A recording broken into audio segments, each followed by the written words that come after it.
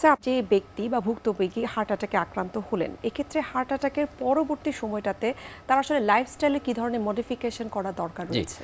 কারো যদি heart attack হয়ে যায় পরবর্তী জীবনটাকে কিন্তু তার আরও সুশৃঙ্খলিতভাবে তার লাইফস্টাইল মডিফিকেশন করে চলতে হবে। আচ্ছা। তাহলেই আসি আমি যে প্রথমে তার হার্ট অ্যাটাক যে কারণে হয়েছিল সেইখানতে আমাদের ব্যারিয়ার সৃষ্টি করতে হবে।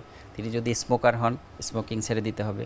তার যদি ডায়াবেটিস থাকে সেটাকে নিয়ন্ত্রণ, উচ্চ রক্তচাপ নিয়ন্ত্রণ এবং তার খাদ্যাভ্যাসটা পরিবর্তন করতে হবে। তার চর্বিযুক্ত স্যাচুরেটেড ফ্যাট যেগুলো থাকে রিচ ফুড সেগুলোকে অ্যাভয়েড করতে হবে এবং তার একজন, আমি মনে করি একজন ডাক্তারের শরণাপন্ন হয়ে তার ফলো আপে থাকতে হবে। তার যদি প্রাইমারি পিসিআই হয়ে থাকে সেটারও ফলো আপ করতে হবে এবং প্রাইমারি পিসিআই যদি না হয়ে থাকে তাহলে হার্ট অ্যাটাকের পরবর্তী সময়ে তাকে অ্যানজিওগ্রাম করে দেখতে হবে যে তার হার্টের যে করোনারি রক্তনালী, করোনারি আর্টারি সেটার কোনো ব্লক আছে কিনা, সেটার চিকিৎসা, সেটা স্টেন্টিং হোক, বাইপাস হোক, যাই হোক সেটা করতে হবে। এবং তার লাইফ স্টাইলে কিন্তু মডিফিকেশন লাগবেই। কারণ আমি বলবো যে একটা হার্ট অ্যাটাকের রুগী বিফোর রিচ টু হসপিটাল আসার 40% রুগী কিন্তু মারা যান। তাহলে এখানে কিন্তু তার একটা নতুন জীবন।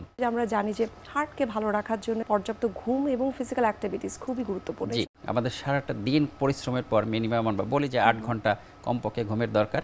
সেই ঘুমটি কিন্তু দরকার তার লাইফস্টাইল মডিফিকেশন এবং স্বাস্থ্যকর খাবারের সাথে সাথে এক্সারসাইজকে আমাদেরকে অনেক কিছু, এই যে হার্টের যে রক্তনালীর চলাচল সেটাকেও কিন্তু বৃদ্ধি করে।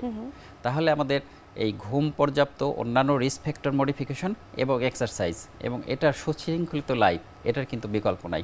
তাহলে হয়তো আমাদের হার্ট অ্যাটাক প্রিভেন্ট হবে। হার্ট অ্যাটাক যেন না হয় একটি রোগীরও, সেটাই তো আমাদের কাম্য হবে আসলে। যাদের হার্ট অ্যাটাক হয়েছে এবং পরবর্তী সময় স্ট্যান্টিং বা বাইপাস করা হয়েছে, এর পরবর্তী সময়টাতে আসলে তাদের এই রিং পরানো বা বাইপাস করার পরে কি কি বিষয়ে আসলে অবশ্যই মেনটেন করা উচিত ওষুধ গ্রহণের পাশাপাশি? হার্ট অ্যাটাকের পর বা রিং পরানোর পর বাইপাস করার দুটি ওষুধ অপরিহার্য। সেটি হচ্ছে সারাটা জীবন তাকে খেতে হবে।